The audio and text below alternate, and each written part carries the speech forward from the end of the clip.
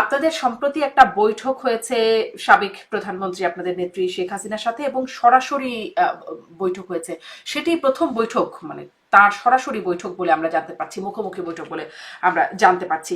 একটু সেই বৈঠকটা সম্পর্কে ছোট ছোট কিছু তথ্য দিয়ে তারপরে আলোচনাটা শুরু করি। সেই বৈঠকে আপনি ছিলেন বলে আমরা জানি, আর কে কে ছিলেন, কয়জন ছিলেন? আপনাকে ধন্যবাদ শারমিন। আপনার মাধ্যমে দর্শক শ্রোতাদের ধন্যবাদ জানাই। আজকে আগস্ট মাস বাঙালি জাতির ইতিহাসে একটি কলঙ্কজনক মাস, অভিশপ্ত মাস। আর মাত্র একদিন বাকি, 15ই আগস্ট। সর্বকালের সর্বশ্রেষ্ঠ বাঙালি, যিনি বাঙালিকে স্বপ্ন দেখিয়েছেন, স্বপ্ন বাস্তবায়ন করেছেন, জাতির জনক বঙ্গবন্ধু শেখ মুজিব সহ তার সারা জীবনের শক্তি, সাহস, প্রেরণা বেগম মুজিব সহ পরিবারের 18 জন সদস্যকে 1975 সালের 15ই আগস্ট সাম্রাজ্যবাদী অপশক্তি, তাদের ক্রীড়ানক, তাদের দেশীয় এজেন্টরা, মোস্তাক জিয়ারা, তাদের পৃষ্ঠপোষকতায় সামরিক বাহিনীর কতিপয় উচ্চবিলাসী অফিসার বঙ্গবন্ধু সহ তার পরিবারের 18 জন সদস্যকে হত্যা করে। তাদের প্রতি গভীর শ্রদ্ধা জানাই, তাদের বিধেয়ী আত্মার মাগফিরাত কামনা করি।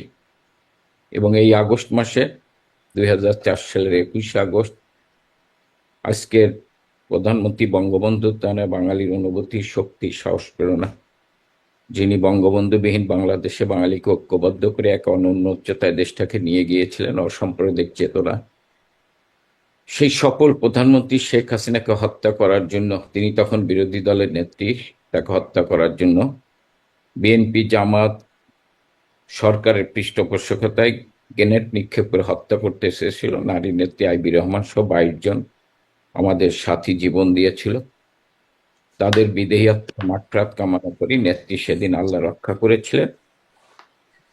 আজকে সেই আগস্ট মাস। আপনি যে প্রশ্ন করছেন এই ব্যাপারে আমি কোনো উত্তর দেব না। আমি, যেহেতু জুলাই মাস, এই মাসে আপনারা জানেন অবৈধভাবে, অসাংবিধানিকভাবে ছাত্র জনতা পুলিশ হত্যা করে গণতন্ত্রকে হত্যা করেছিল।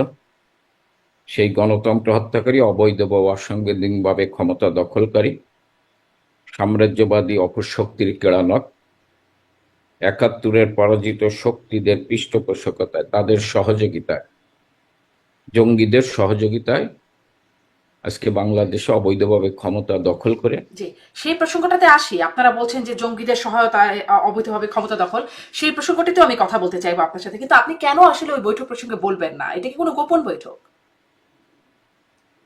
এই বৈঠক প্রসঙ্গে বলবো না, আপনারে পরে বলবো আমি ফোনে। আচ্ছা, এই বৈঠকে কারা ছিলেন, কি নির্দেশনা, এই বিষয়ে কিছুই জানানো যাবে না? বৈঠকে না, এই বৈঠকে আমরা ছিলাম কি ছিলাম না এই ব্যাপারে, এই বৈঠক হয়েছে কি হয়েছে না এই ব্যাপারে আপনার আমি ব্যক্তিগতভাবে বলবো, এইখানে আমি কোনো কথা হ্যাঁ, বলবো আমি না। তো আসলে ব্যক্তিগতভাবে শুনে, মানে মানুষের জানলে কি কোনো সমস্যা আছে? কারণ এই খবরটি এসেছে, এটি আসলে আর এইটুকু অন্তত গোপন নাই যে 26শে জুলাই একটা বৈঠক হয়েছে, এবং তারপরে জানতে পারছি সেই বৈঠকে আপনি ছিলেন। আমার সাথে কিছুদিন আগে 26শে জুলাই সাবেক আমাদের এমপি 26 হাবিবে বিল্লাহ। 26শে জুলাই, হুম। হ্যাঁ 26শে জুলাই আমাদের সাথে কোনো বৈঠক হয়নি। আচ্ছা, আপনাদের সাথে পরে হয়েছে? বৈঠক হয়েছে, আমি এই ব্যাপারে কোনো মন্তব্য করতে চাই না আপনাকে। আচ্ছা, ঠিক আছে, বৈঠকের বিষয়ে আমি কোনো মন্তব্য করতে চাই না। তাহলে তো মানে একটা সন্দেহ থাকে যে কোনো গোপন বৈঠক, কি নির্দেশনা, মনে হয় স্পষ্ট হলে মানুষের বুঝতে সুবিধা হতো। একটা আওয়ামী লীগের অফিসিয়াল ফেসবুক আমি একটু স্ক্রল করছিলাম, সেখানে একটা ছোট্ট ভিডিও দেখছিলাম, যে সেখানে হয়তো সেই অফিসিয়াল ফেসবুকে বা কেউ শেয়ার করেছেন এরকম, আহ, শেখ হাসিনার সাথে কয়েকজন কর্মী, নেতা কর্মীদের দেখা করতে দেখা যাচ্ছে। খুব চেনা মুখ দেখলাম না সেখানে। শেখ হাসিনা কথা বলতে বলতে বলছেন, ধাক্কা দিচ্ছ কেন, ধাক্কা দিও না, এরকম শোনা যাচ্ছে। মানে তিনি কি এখন নিয়মিত দেখা সাক্ষাৎ করছেন নেতাদের সাথে, নেতা কর্মীদের সাথে?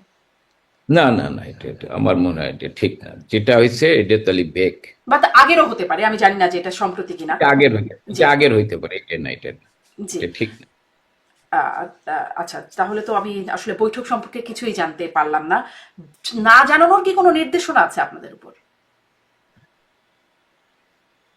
আমি এই ব্যাপারে কোনো মন্তব্যই করতে চাই না। কি অদ্ভুত একটা বৈঠক হয়েছে, কিন্তু বৈঠক সম্পর্কে কিছুই জানানো যাচ্ছে না। আম, বা কারা গেলেন, কেন গেলেন, কারা গেলেন না, যারা গেলেন না তারা গেলেন না কেন, এই বিষয়গুলো নিয়ে আসলে অনেকই প্রশ্ন ছিল। যাই হোক, যেহেতু আপনি কোনোই মন্তব্য করবেন না, তাহলে আমি যাই, সামনে নির্বাচন 2026-এর ফেব্রুয়ারির প্রথমার্ধে নির্বাচন জানাচ্ছে সরকার।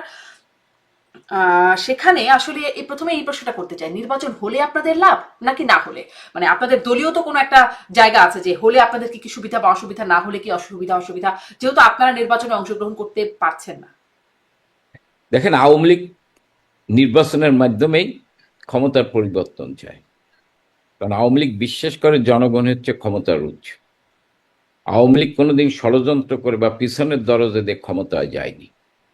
আওয়ামী লীগ জনগণের দাবিকে সামনে তুলে ধরেছে, জনগণ সেই দাবির প্রতি সমর্থন জেনে আওয়ামী লীগের নেতৃত্ব ঐক্যবদ্ধ হয়েছে, এবং যারা গণতন্ত্র দিতে চায়নি জনগণ তাদেরকে প্রতিরোধ করেছেন, তাদেরকে বিদায় দিয়ে গণতন্ত্র পুনরুদ্ধার করেছেন, এবং জনগণের ভোটের রায় নিয়েই আওয়ামী লীগ নির্বাচনের মাধ্যমে ক্ষমতায় এসেছে।